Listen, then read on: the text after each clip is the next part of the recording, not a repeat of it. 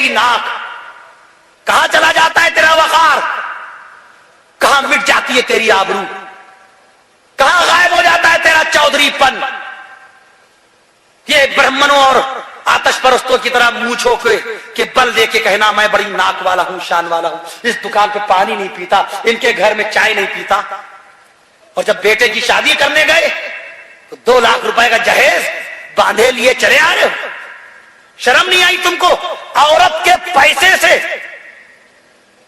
شرم نہیں آتی آج کے دولہا کو اپنی عورت کے لائے ہوئے سامان پر سینہ پھول پھول کے لوگوں کو بکتا ہے کہ صاحب ہم کو شادی میں فریج ملی، ہم کو موٹر سائیکل ملی؟ یہ تمہاری بے غیرتی کی نشانی ہے، تمہیں ملی. تم اتنے کاہل تھے، تم کما ہی نہیں سکتے تھے، اسی لیے تو انہوں نے ترس کھا کے دے دیا. اگر تمہارے اندر اتنی ہمت ہوتی. القاسب حبیب اللہ، القاسب حبیب اللہ. اللہ تعالیٰ کو ہنر پسند ہے، پیشہ پسند ہے، محنت پسند ہے. جوتے کی پالش کر کے لائیے، پیسے پاک ہیں، جائیے مسجد میں دیجیے، زکات دیجیے، کہیں لگا دیجیے.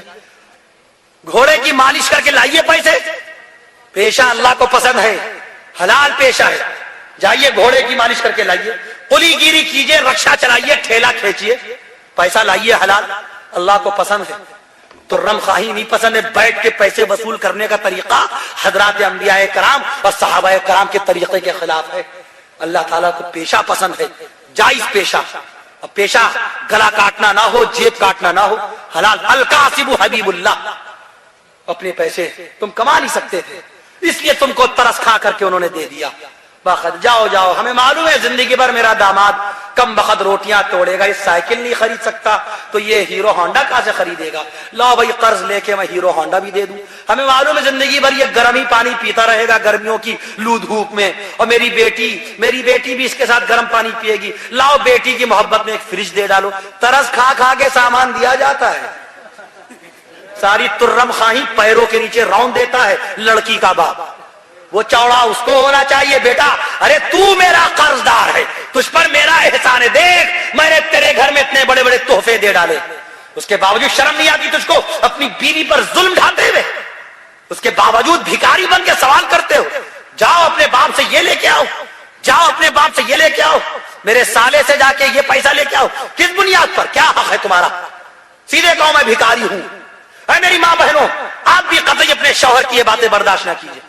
چھوڑتا ہے تو چھوڑ دے، طلاق دیتا ہے تو طلاق دے دے. آپ کا خالق اللہ ہے، آپ کا مالک اللہ ہے. آپ اپنے برہمن شوہر کو قطعی برداشت نہ کیجیے. نام تو اس کا ضرور عبداللہ عبد الرحمن تھا، اور نکاح نامے میں اس کا نام مسلمان تو ضرور درج تھا، مگر طریقے سارے برہمنوں کے یہ اختیار کر رہا ہے. اے میری بہنوں توبہ کیجیے ایسے شوہروں سے.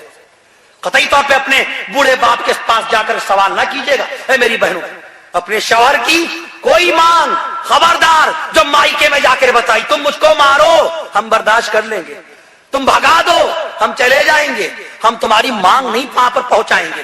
کبھی یہ چیز جو کہ شریعت میں جائز نہیں کہ میرے باپ نے قرض لے کے تم کو اتنا سامان دیا، اس کے باوجود بھی تمہارا منہ کھلا ہوا ہے حیوانوں کی طرح.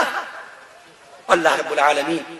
اور یہ شادی میں 2-2 لاکھ 2-2 ہزار آدمی ولیمے میں آ رہا ہے، یہ نکاح کے اندر جا رہا ہے، باراتیں جا رہی ہیں، جبکہ بارات امام الانبیاء کبھی لے کر کے نہیں گئے. حضرت علی رضی اللہ عنہ نے 9 شادیاں فرمائی. کتنی؟ 9 شادیاں. پہلی شادی سیدہ بی بی فاطمہ الزہرا رضی اللہ عنہا سے، دوسری شادی سیدہ بی بی امامہ رضی اللہ عنہا سے، تیسری شادی سیدہ بی بی لیلہ بنت مسعود سے، چوتھی شادی سیدہ اسماء بنت امیس سے. ارے 8 نہیں 9 شادیاں کی حضرت علی نے. 19 بیٹے ہوئے، 17 بیٹیاں ہوئیں، لیکن کسی ایک شادی میں بھی کبھی آپ نے بارات لے کر کے آپ نہیں گئے کسی کے دروازے. یہ بارات 3400 سال پہلے نکالی تھی اس مشرک بے دین مغرور متکبر دوزخی بادشاہ فرعون نے. اللہ اکبر کہہ دیجئے. پہلی بارات ڈھول تاشے کے ساتھ نکالنے والا فرعون ہے. یہ جو قوالی ہوتی ہے ڈھول تاشے والی، کوئی حضرت خواجہ معین الدین چشتی اجمیری کا نام نہ لے، میں کاٹ ڈالوں گا اس کی زبان اور بعد میں چلا جاؤں گا جیل، لیکن میں خواجہ معین الدین چشتی اجمیری رحمت اللہ علیہ جیسے ولی کامل کی ذات بابرکات کے اوپر الزام نہیں آنے دوں گا. حضرت خواجہ معین الدین چشتی اجمیری رحمت اللہ علیہ عارف باللہ تھے، ولی اللہ تھے. وہ شریعت کے خلاف کبھی قوالی کو برداشت نہیں کر سکتے تھے. یہ قوالی جس کے اندر ڈھول تاشا بجتا ہے، میں گٹار بجتا ہے، جس میں بینجو بجتی ہے، ڈھولک بجتی ہے. اور قوالا بدترین طوائف قسم کی عورت ہوتی ہے. وہ قوالا ایک اللہ کے ولی کے آستانے پہ آ کر ایک طرف قوال بیٹھا، دوسری طرف قوالا بیٹھی. اللہ کے ایک ولی اپنی قبر میں آرام فرما، خون کے آنسو رو رہے ہیں. ارے شرم نہیں آتی؟ جب شریعت نے بھاوج کو دیور کے سامنے آنے کی اجازت نہیں دی، یہ کمبخت طوائف زادی ہے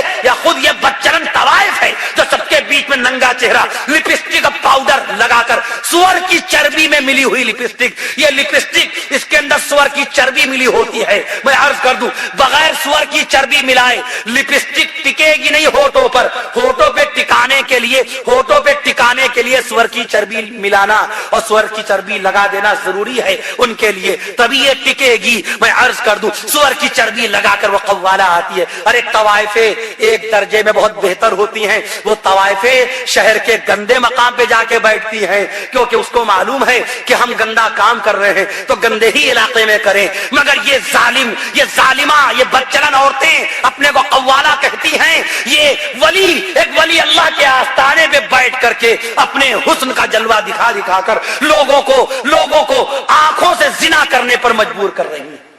سامری جادوگر نے پہلی مرتبہ اس ڈھول تاشے والی قوالی کی بنیاد ڈالی. ڈھول تاشا پہلی مرتبہ فرعون نے بجوایا، وہیں سے باراتیں چلیں.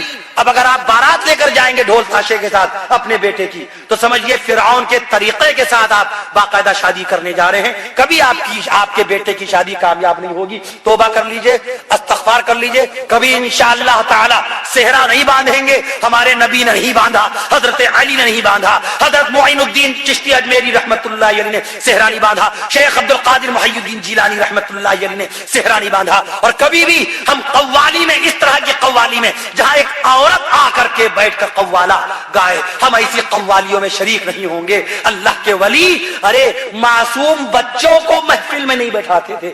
معصوم بچے حضرت نظام الدین اولیاء دہلوی رحمت اللہ علیہ کی محفل میں بیٹھتے نہیں تھے، جہاں پر نعتیہ کلام ہوتا تھا، جہاں محفل سماع ہوتی تھی. محفل سماع میں شرط تھا پانچوں وقت کا نمازی ہو اور چہرے پر پرنور داڑھی ہو، پاک صاف ہو، اللہ کے قرآن کو سمجھنے والا ہو. وہ آئے اللہ کی شان میں حمد و ثنا بیان کرے. وہ آئے امام الانبیاء حضرت محمد مصطفیٰ صلی اللہ علیہ وسلم کی شان اقدس میں نعتیہ کلام کہے. اور معصوم بچہ دیکھو نہ آئے جس کی مونچھیں نہ آئی ہو اور جو پوری کلین شیو ہو، اس بچے کی انٹری نہیں ہوتی تھی ان بزرگان دین کی محفل کے اندر کہ کوئی دوسرا شخص ان معصوم بچوں پہ گندی نظر نہ ڈالے. یہ اللہ والے، یہ اللہ کے چہیتے ولی اللہ، ان کے اوپر یہ گندا گھنونا الزام لگانا، آج کی گندی قوالی کو، آج کی بے حیا بے شرم قوالی کو کس طرح سے قوال کیسے کہتا ہے. اے پلٹ ادھر دیکھ، قوال ایسی تو مخاطب کرتا ہے،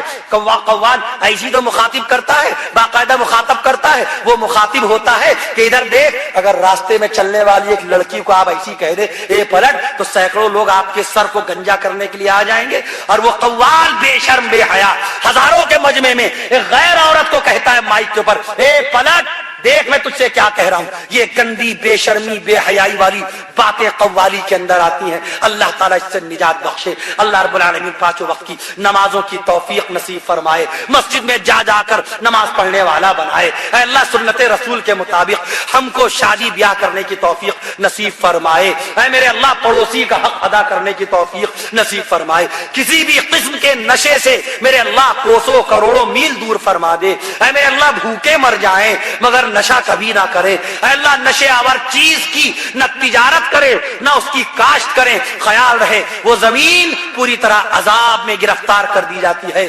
جہاں پر نشے والی چیز بوئی جائے گی اور نشے والی چیز کاٹی جائے گی. روپیہ اس کا اللہ تعالیٰ اس کا روپیہ اس طرح سے ضائع کروا دے گا.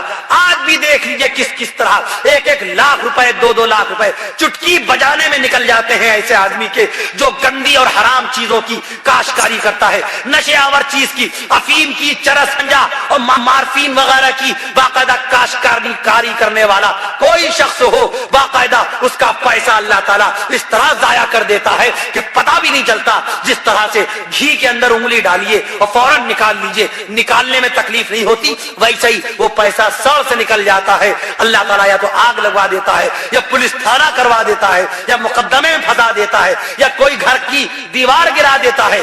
کسی نہ کسی شکل میں وہ پیسہ ضائع ہو جاتا ہے.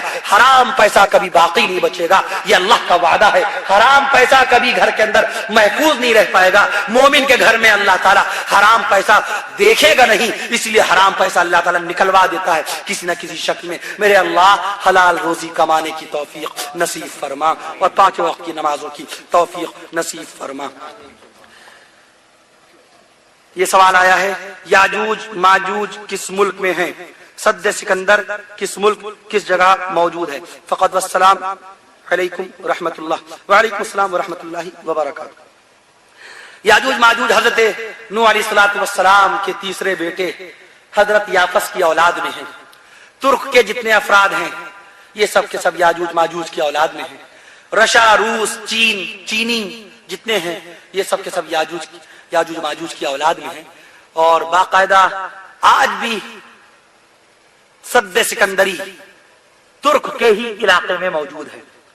ترک کے علاقے میں سد سکندری ہے، 100 میل لمبی ہے، 100 میل لمبی ہے، 50 میل چوڑی ہے. اور یہ سد سکندری باقاعدہ موجود ہے. صبح قیامت میں یہ دیوار گر جائے گی، یاجوج ماجوج نانگ کر کے آ جائیں گے اور وہ ہماری اس بستی میں آ کر فساد برپا کر دیں گے. معصوم بچوں کو اٹھا کے لے کے چلے جائیں گے. انسان ہیں مگر حیوان نما ہیں، حیوان نما. ان میں حیوانی صفت آ گئی ہے. یہ حضرت یافس کے بیٹے ہیں. یافس موحد تھے، نیک تھے، دیندار تھے. حضرت نوح علیہ الصلوۃ والسلام کے دونوں بیٹوں کی طرح یہ بھی سچے تھے. چوتھا بیٹا تو طوفان میں غرق ہو گیا تھا.